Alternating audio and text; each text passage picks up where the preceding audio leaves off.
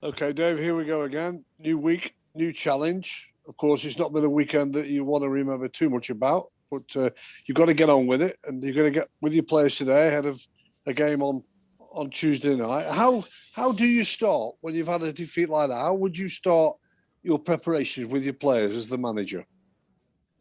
Well, the preparations get delayed because you have to make sure that you reflect properly from Saturday. That's the first thing. So we'll be watching the video for a while this morning to make sure that points that need raising are raised and everyone gets their say, and we make sure we're all on the same page going forward, and then we start preparing for another tough game. How can you help them? I know they've got to help themselves because they're the players. You've been a player. You've had bad defeats, but they've got to help themselves. But as the manager, you're the leader. How would you go about helping them with your staff as well? You've got to be. I think moments like this, you hope that how you've treated them before, this, Saturday and yesterday and today, you hope that gives you a foundation so that when you speak candidly at times, brutally at times, the players accept that you're coming from a place that actually is trying to help them. You don't have to rant and rave, you don't have to raise your voice. You're actually saying, what needs to be said. And it's not being sugar-coated. Well, sometimes it is sugar-coated, and you hope that you've developed a relationship with each player that means that when you speak to them properly, but honestly, it's always honest, they actually themselves reflect and say, fair enough. As opposed to sort of go, yeah, I don't really agree with you. If they don't agree with me, they should say. They know they are welcomed to express their opinion. Because at the end of the day, they're the ones that go out on the pitch. So they've got to feel comfortable with what we've told them and how they feel in their own heads. That's how the sort of the morning pans out, if you like, so that we get better. That's the bottom line. We've got to get better. Honesty and trust are two words that you use regular about how you manage. It's a key time, that, isn't it? Especially, when they're coming off the back of 6-0, that those words are strengthened again by yourself. Yeah. I wouldn't say. I think you've got to be honest with yourself. I've got a few things that I didn't do right. Sure, I'll tell the players. So that they don't just think it's just them. I think it'd be a miracle if any team loses 6-0 and the manager doesn't make mistakes. It's how culpable and all the rest of it. Well, that's slightly irrelevant because I can't go on the pitch. I wish I bloody could. But there's always things that I go, well, actually I should have done that. Or, did we do that the day before? Or I wasn't explicit enough in the information that I gave that player or these players. So there's all them things. Once that's out of the way, right, each individual. Right, did you do this? What did you think at that point? When we spoke to you earlier in the week and we told you this about this scenario, what were you thinking then? Not to catch them out, just to say, right, look, well, that's not quite right, or okay, fair enough. Well, because you've explained that it's not, we think this is a better choice, or, well, that didn't pan out like that, or, well, this player's here, or did you see them? All the different scenarios. It's important that each player is honest in their own assessment, in their own reflections.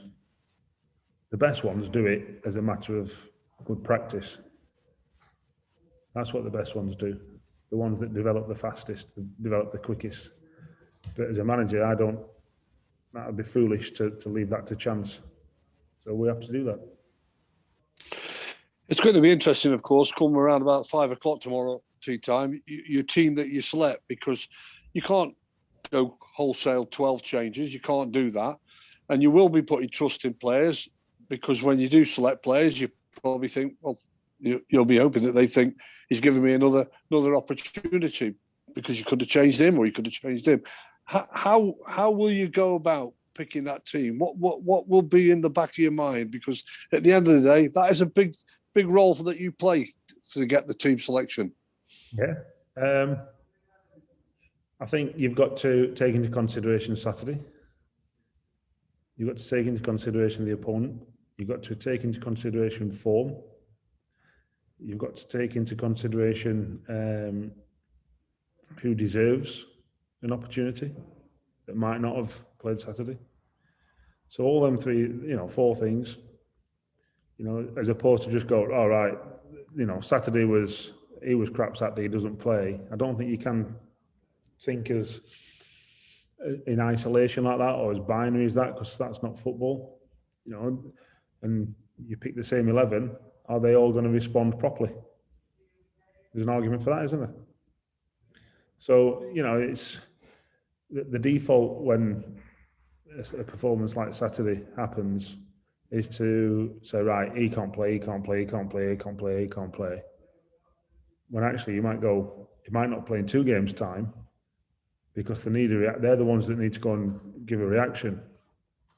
So then there's that argument as well. So you've got to, whilst also considering the opposition and how we expose them and what we've got to do to stop them, etc. So there's it's easy to become emotional or emotionally invested in picking a team for tomorrow, when actually I think it's more important that you don't have any emotion. I think that the emotion happens yesterday after the game, the video session. But then when you're actually picking a team, be cold, be heartless, if you like. Pick the team that's going to win the game, irrespective of what's happened or what's not happened. That's I believe that's the job, and then cross your fingers that they perform. Exactly. I think you're spot on with that assessment, of course. And the one thing that did disappoint you, and I'm pretty sure it's few and far between, that you need to be back to basics. And what I mean by that is work rate, and that is something that you will look for straight away. Yeah. I think some of them let themselves down. It's as simple as that. You can't concede 5 goals in 13 or 14 minutes. If I told any of our first team squad to play for 13, 14, 15 minutes against our under 16s, under 18s, they wouldn't score 5 goals in 15 minutes. They just wouldn't. Where we somehow contrive to make that happen either side of half time on Saturday. Well, that's just unacceptable. That's not down to the disparity in the two teams, because as good as Oxford are, they're not 5 goals better in 15 minutes than us. On any other day, unless we are so bad, and we were. So that's not a criticism of Oxford or a sour grapes or anything like that, because I know that Oxford fans don't like me. I don't mean it like that. I'm on about that. That's if we do our jobs properly, that just doesn't happen, and that can't happen again. Well, what you don't want is, as you say, is you don't want to be ending the season and people talking about you with bad results, because you've gone into League One and done really well and played some terrific football and entertained and had yourself in the top half of the table for the majority of the season. But what you do know is, you've always said that every team that you play is very difficult, and there's no doubt about it. Your next opponents are there again, waiting if you don't perform to what you've got in your squad, because the Cowley brothers are back. It's a massive club. You know what happened down there. They've got to heed those warning signs. Yeah. I think Oxford were in the playoffs last year. I think Portsmouth were in the playoffs last year. They're not easy games. Wigan on Saturday, not easy game. They were in the Championship last year. Not easy. None of them are easy games. nature of the beast when you go up a league. So we've got to make sure we're ready and, like I said, do the basics properly. Get back to doing what we do best. And then see where we get to. You just said there about every team that you play. Would you say that's been the biggest thing that you've taken out of where you are with 7 games to go, that every game that you play, and even, the teams that are playing against you, they have to be on it, because there's no way out, is there, if you're not up to your best? If you're not on it, you get found out in this league.